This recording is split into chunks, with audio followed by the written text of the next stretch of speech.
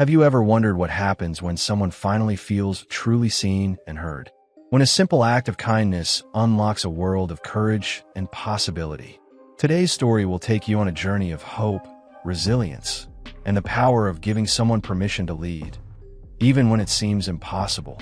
Before we dive in, make sure to like this video, share, and subscribe to our channel. Your support means the world, and it helps us share more stories that inspire and uplift. To everyone who has liked and subscribed, I pray blessings over you now. May you be granted good health, ease in every matter you face, freedom from debt, solutions to every difficulty, and healing for those who are sick. May your days be filled with peace, strength, and unexpected joy. After watching, I invite you to leave a comment below. Share your thoughts, your own stories, or simply say hello. Let's create a community where every voice matters. Now let's begin. The clatter of forks and low hum of conversation filled the late afternoon air inside Marisol's diner, tucked on the edge of Mesa, Arizona. The sun cast long shadows through the window blinds, painting stripes across the floor and booth cushions. Behind the counter, Alina moved with the grace of someone who once knew rhythm intimately.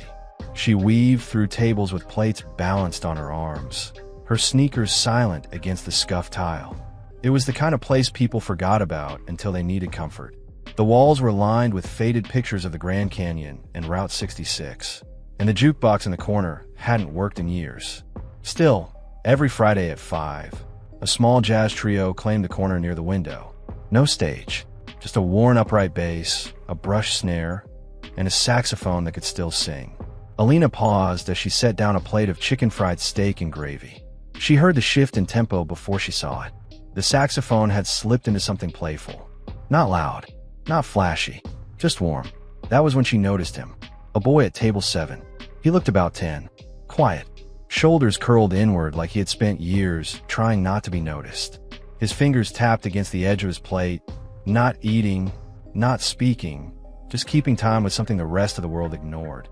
The man beside him, maybe his father, maybe a guardian, was glued to his phone. Dressed sharp, businesslike, restless. Alina didn't know either of their names, but she noticed the small things. How the boy flinched whenever a plate clattered. How he never met the eyes of the server who had taken their order. How he seemed both present and somewhere far away. She brought over 2 lemonades and offered a soft smile. "Everything good here?" The man looked up, distracted. "Yeah, fine. Thank you." The boy didn't speak. His fingers just kept moving, slow and steady against the table surface. That should have been it. Alina should have turned and walked back toward the kitchen, but something in the boy's movement made her pause. She glanced at the band, then back at the child. "Do you like the music?" she asked gently. The boy blinked, looked at her, then away. He didn't nod, didn't shake his head, but his fingers never stopped tapping. The man finally looked up from his phone, his brow furrowed. He doesn't really do conversation, not unless he has to. Alina crouched slightly, lowering herself to the boy's level without getting in his space. "That's okay," she said. "Some people speak with their hands, or their feet, or their shoulders. You ever feel like moving when music plays?" The boy hesitated. Then, barely noticeable, his head tilted. "A maybe." Alina smiled and stood back up. "Well, if you ever feel like moving, no one's going to stop you here." The man looked confused. "Sorry," he said, adjusting his tie. "I don't think we caught your name." "Alina," she replied. "Been working here 6 years. Before that, I danced. Taught a little too. Just saying, if he wants to move, he's safe here." The man opened his mouth like he was about to say something, but the saxophone cut in with a phrase that pulled all attention toward the corner. The boy's fingers jumped, matching the beat. And then, almost like it wasn't even a decision, he stood. Alina froze. The boy stepped away from the table, into the open space between booths. He didn't look at the band, didn't look at the people. He just let his arms lift slightly, his feet shuffle forward, his shoulders sway to the music. It wasn't graceful, it wasn't polished, but it was free. The room didn't laugh, it didn't applaud, it didn't whisper, it just watched. The boy danced, in his own way, for exactly 42 seconds. Then the music shifted. A line cook dropped a tray in the back with a loud crash. The boy startled. His hands fell. He looked around like he had broken something sacred. Alina was already moving, not rushing, just steady. She crouched beside him again. "You did perfect," she whispered. "Real brave." The man at the table, his name was Nolan, stood and took a step toward them. He looked unsure, like someone seeing his child in a way he never had before. "I didn't think he'd actually get up," Nolan said quietly. Alina looked at him, not in judgment, just steady. Sometimes all someone needs is space and a little rhythm. The boy had returned to his seat, but now he was sitting taller. Not loud, not beaming, just present. Alina glanced at the jazz trio and gave a subtle nod. The saxophonist nodded back. History passed in silence. She didn't know yet that this moment would change everything. She only knew that, for the first time in a long while, a kid who usually disappeared in rooms had decided to stay. And the room had noticed. Nolan adjusted his cufflinks as he waited outside the diner, the Arizona sun pressing down hard against his navy suit. The sound of a screen door creaked behind him. Alina stepped out, wiping her hands on a faded apron. "I should have known you'd still be here," she said lightly.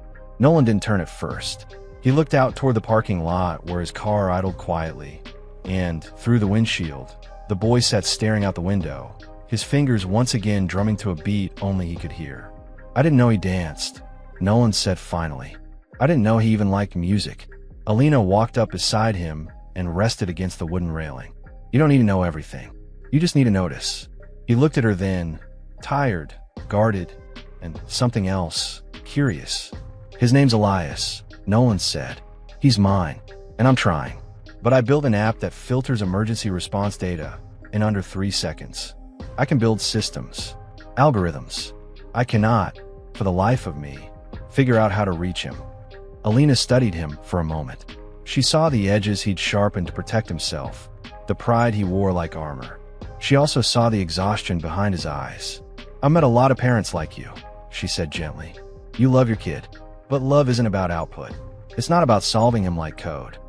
"I wasn't trying to solve him," Nolan said sharply. "Yes, you were," she replied. "And that's not a criticism. That's just what engineers do." He looked away, jaw tightening. Alina continued, her voice softer now. "I used to teach kids like Elias. Movers. Feelers. Kids who don't fit inside neat little boxes. The kind who don't speak when the world tells them to, but sing loud in ways most people never hear." "And what happened?" Nolan asked. "You stopped. I lost funding," she said simply. "I had a studio. Small, clean, full of light. But movement doesn't get grants unless you attach STEM to it. And I'm not a scientist. I'm just someone who knows what it feels like to move when words won't do." Nolan let the silence hang for a beat.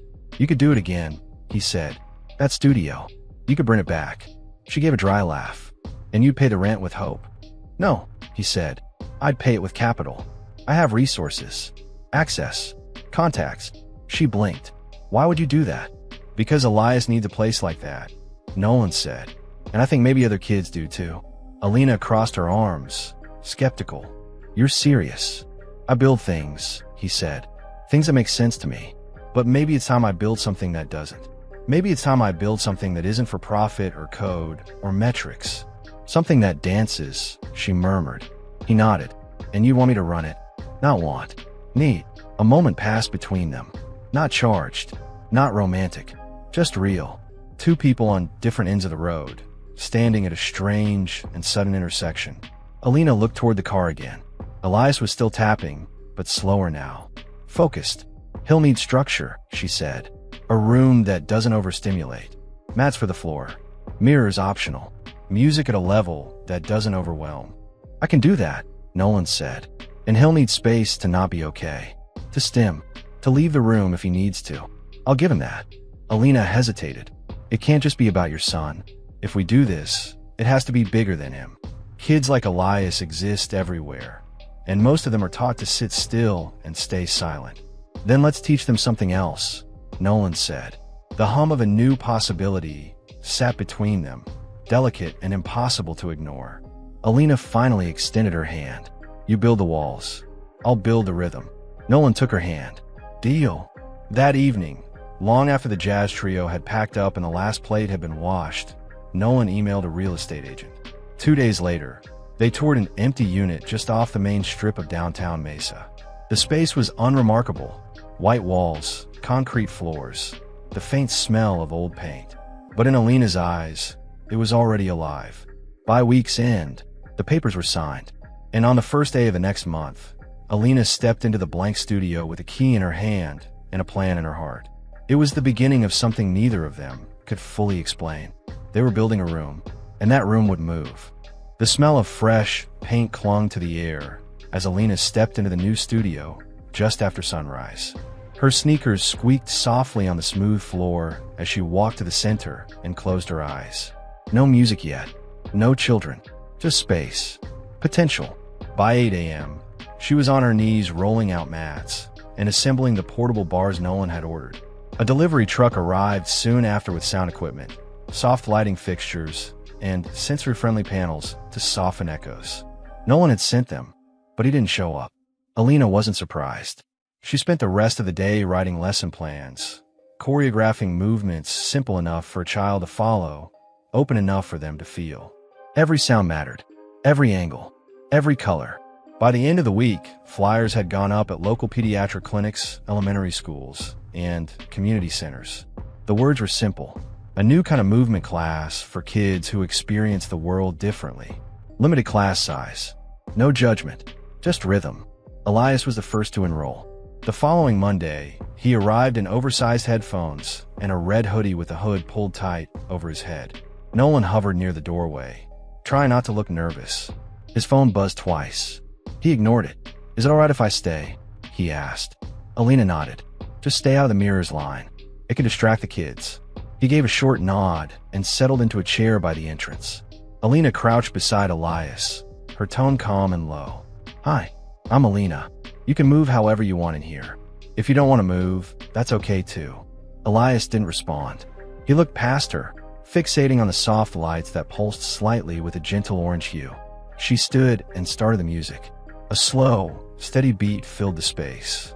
She walked to the center of the room, raised her arms, and swayed. 3 other children were in the room. A girl with noise-canceling earmuffs, a boy who flinched every time the lights shifted, and a 6-year-old who kept spinning in slow, even circles. No one copied her. That was fine. Alina kept moving. After 10 minutes, the boy who flinched began to mirror her arms. Not perfectly, not precisely, but something shifted. A shoulder rolled, a foot tapped. Elias sat down, legs crossed, watching. At the end of the session, Alina dimmed the lights and let the music fade. The kids wandered back to their parents. Elias stayed seated. Nolan stood slowly. "Is he all right?" "He's processing," Alina said. "That's a good thing." Did he do anything?" She smiled gently. He watched. He didn't bolt. He stayed in the room. "That's a big deal." Nolan looked at his son. His face was unreadable, but something in his eyes had changed. A flicker of awe, or maybe fear. The next class, Elias stood for 2 minutes. The one after that, he raised a hand. By the 4th, he tapped his foot. Progress in inches. Word spread quietly. Parents called asking if there was room. Some cried on the phone. Others whispered the diagnoses they carried like scars. Autism, sensory processing disorder, anxiety. One mother said her daughter hadn't smiled in months. Another said her son had been kicked out of 3 preschools. Alina listened to each voice with the same quiet steadiness. "We don't fix kids here," she said. "We follow them." The room became more than space. It became sanctuary. Nolan visited each week, sometimes staying for 10 minutes, sometimes the whole class. He asked fewer questions. He watched more. One evening, after all the kids had gone, he lingered by the mirror. "I've been reading," he said. Alina glanced up from her notebook. About movement, about neurodivergence, about how most of the world is built for people who fit one way of being. She nodded. "And I built everything in my life for control," he said. "Every system, every schedule, every room I ever lived in, and none of it works with my son." She didn't speak. "So I'm learning," he said. "Late, but I'm learning." Alina nodded. "That's enough." He looked at her, truly looked. "I think this is going to work," he said. Alina turned back to her notes, her voice quiet but firm. "It already is." Outside, the Arizona sky burned gold with the last light of day.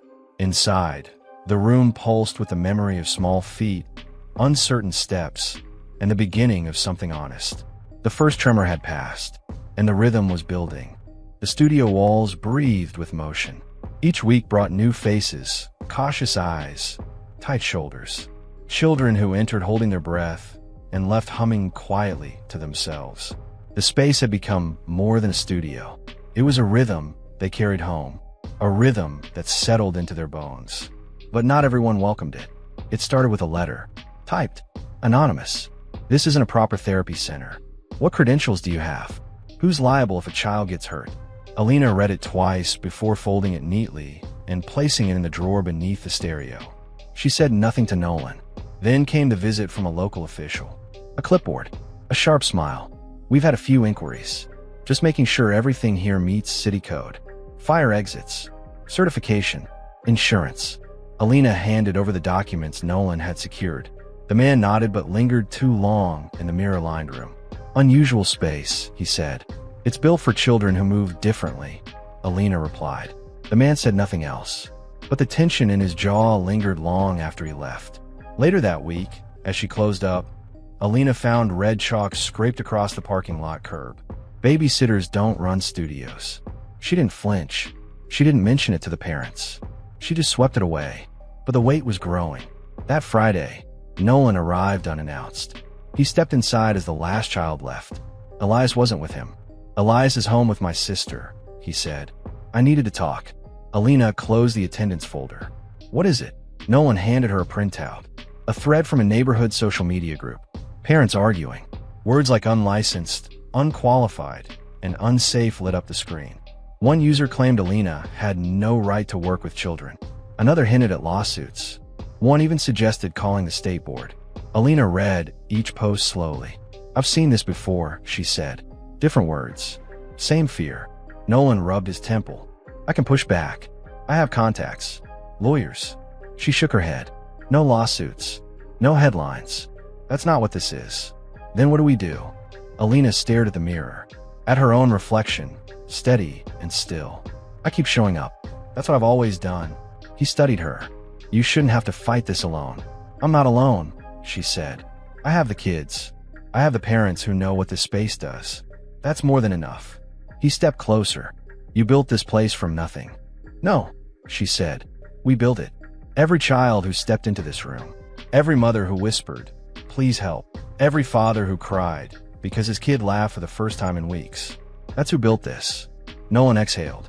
The silence stretched. Outside, the evening air cooled. The sound of tires hissed along the road. Somewhere nearby, a child laughed. Distant but clear. Alina looked up. I didn't come here to be applauded. I came to make space. If that threatens people, then they were never the ones we were building for. Nolan nodded. That night, Alina wrote a letter of her own. She posted it to the studio's board and emailed it to every family. To those who've walked through these doors, this room was made for your children. For their joy, their stillness, their storms. I do not promise perfection. I promise presence. I promise rhythm. I promise we will follow their lead. No one owns this space. We all shape it. Together. Thank you for trusting me. Alina Wynn. The following week, more children enrolled.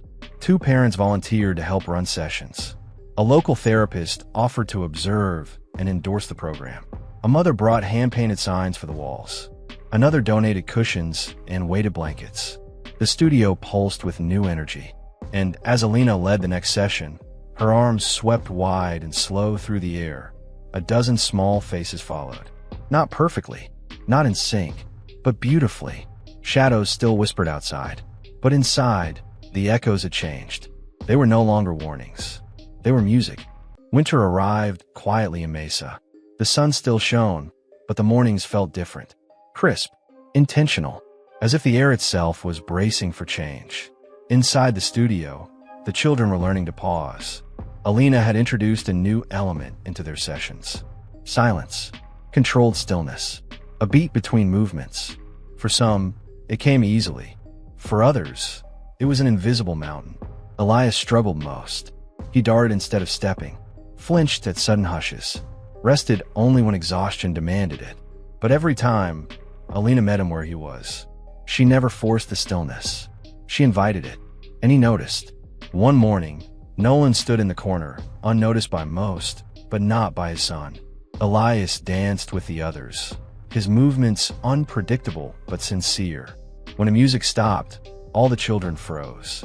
Except Elias. He moved another second longer. Then another. Then he stopped. Deliberately. He turned toward the mirror and saw himself. Breathing. Upright. Still. Nolan's breath caught in his throat. It was the first time he had seen Elias control the stillness. Alina gave no applause. No verbal cue. Only a smile. A quiet nod.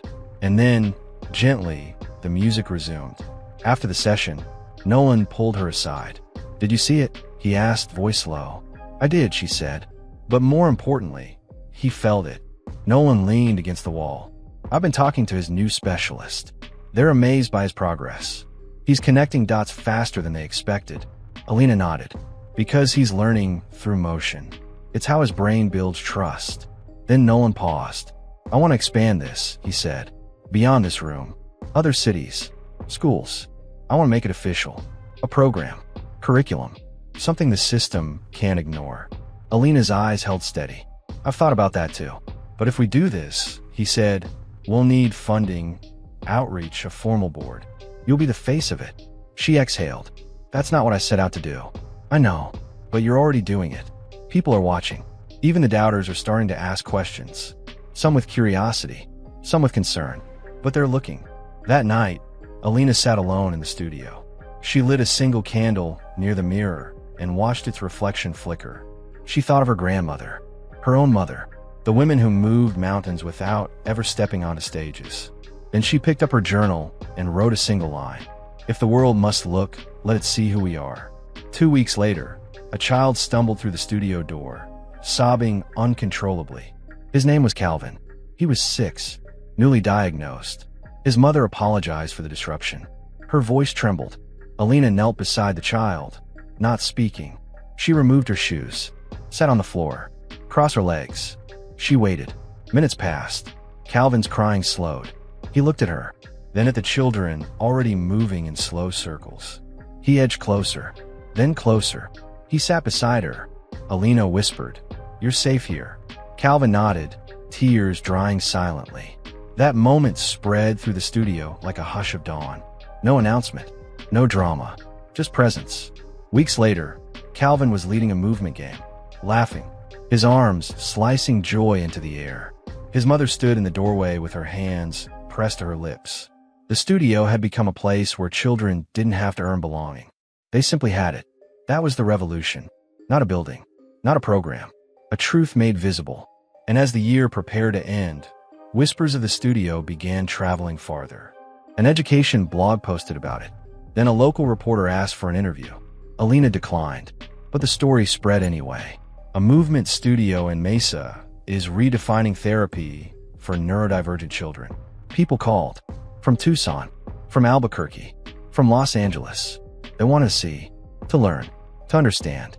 And Alina, who once stood behind others, now stood quietly in the center. Not demanding attention, just offering space. And the world, for a moment, stood still. The new year began with unexpected momentum. Calls poured in from school administrators, pediatric therapists, and even local legislators. They had heard about the movement studio in Mesa and wanted to witness it themselves. Some hoped to replicate it. Others were skeptical. A few simply wanted to understand what made it different. Alina sat in Nolan's home office with stacks of proposal drafts spread across the table. Logos, mission statements, grant application forms. It felt unreal, like someone else's dream left on her doorstep. "I don't want to lose what made it special," she said. "If we turn it into a system, what if it stops being human?" Nolan leaned back, his eyes steady. "That's the balance we have to protect. Scale without stripping the soul." They agreed to move forward carefully, one location at a time. One new instructor trained directly by Alina for each space they opened. No franchise model, no commercial shortcuts. Every expansion had to carry the same heartbeat.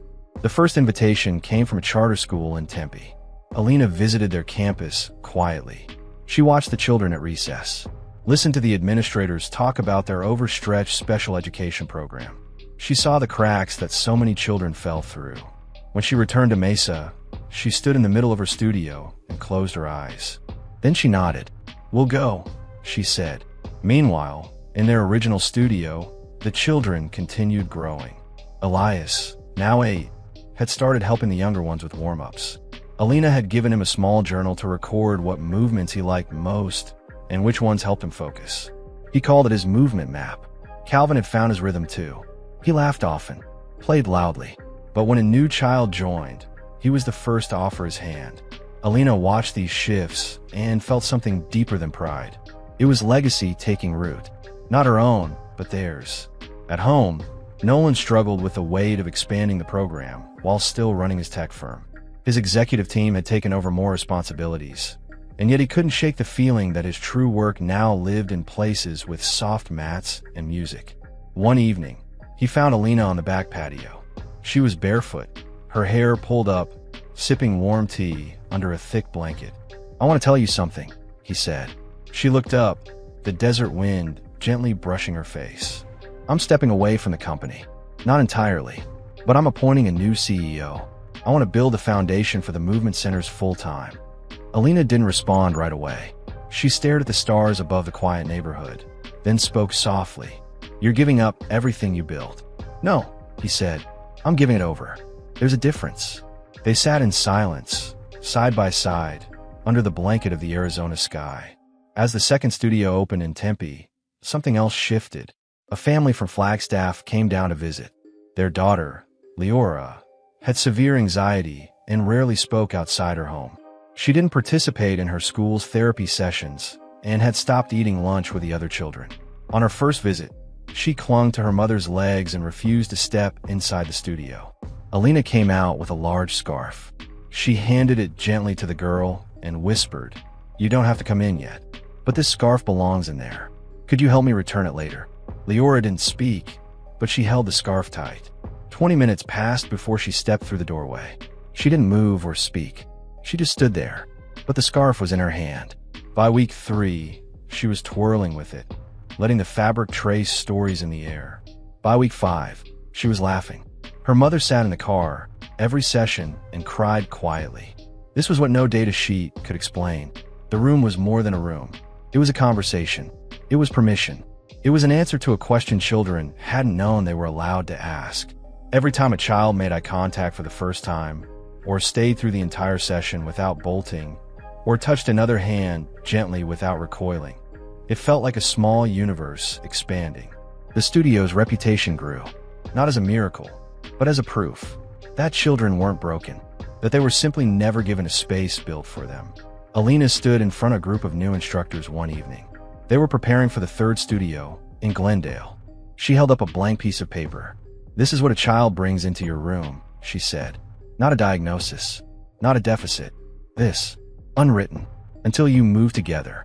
And they understood, not because she lectured, but because they had seen the children.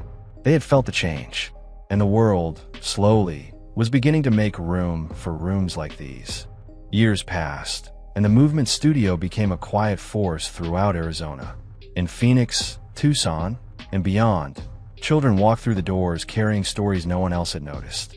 Some came with speech delays, others with sensory challenges, and many with nothing more than a wish to move freely, without judgment. Alina never imagined it would grow this way, not into a network or an organization, but into a community. Parents found one another. Children who once felt invisible now had places where their rhythms mattered. Teachers from traditional schools visited, eager to learn how to listen differently. One afternoon, Alina stood in the center of the Mesa studio, watching a group of teenagers work through a contemporary dance piece. Among them was Elias, now 13, leading the group with quiet confidence. Nolan walked in, carrying a small package. He handed it to Alina. Inside was a framed photo from that first session with Evan, now Elias, dancing with open arms, eyes shining. Below it, in neat script, was a simple phrase, "Permission to lead." Alina smiled. This was more than a studio. It was a home, a place where children didn't just learn to move their bodies, but learned to move the world around them. Outside, the Arizona sun began to set, painting the sky in shades of amber and rose. Inside, the music played on, and with it, a new generation found the courage to lead. The end. Here are 7 moral lessons drawn from the story. 1. Everyone deserves to be seen and heard. The story shows that real connection happens when we stop trying to fix people and start truly seeing them. Elias's breakthrough came not from therapy alone, but from being given the space to express himself in his own rhythm. This teaches us that beyond labels and diagnoses, people, especially children, need to be noticed for who they are, not what they aren't. When we make room for others to be themselves, we open the door to genuine growth and belonging. 2. Permission to lead can change lives. One of the story's key themes is the power of giving someone permission to lead, even when it feels small or risky. Alina's encouragement allowed Elias to take ownership of his movement and his story. This lesson reminds us that leadership isn't about perfection. It's about giving others the confidence and space to take initiative. Sometimes the greatest gift is simply trusting someone enough to let them lead. 3. Community is built on presence, not perfection. Nolan's recognition that wealth isn't in money, but in presence is profound. True impact comes not from grand gestures, but from showing up consistently, listening, and supporting others. The Movement Studio wasn't a flashy project with huge investors, but a humble space built on genuine care. This teaches us to value our presence and attention as powerful tools for change, more valuable than material wealth. 4. Adaptability and resilience are strengths, not weaknesses. Alina's journey from professional dancer to waitress to movement teacher shows resilience in the face of life's challenges. She adapted her passion for dance into a new form that met her family's needs and community's gaps. This teaches us to see flexibility as strength. When life shifts our path, we can still find ways to pursue our dreams and make a difference, even if the shape changes. 5. Inclusivity enriches everyone. The studio welcomed children with various abilities and backgrounds, emphasizing that diversity is a strength, not a barrier. This reflects a broader lesson about inclusivity, that when spaces are open to all, everyone benefits. Inclusivity teaches us humility and broadens our understanding of human experience, creating richer, more vibrant communities. 6. Small acts of kindness have far-reaching effects. Monica's simple act of kindness in encouraging Elias to dance was the catalyst for an entire movement. The story shows how small moments, offering a hand, a smile, a chance, can ripple outward and transform lives. It encourages us to be mindful of the power in our everyday interactions and reminds us that we don't need grand gestures to create meaningful change. 7. Change begins when we listen and let go of control. Gregory's journey from a tech executive to someone learning to connect with his son teaches us that control isn't always the answer.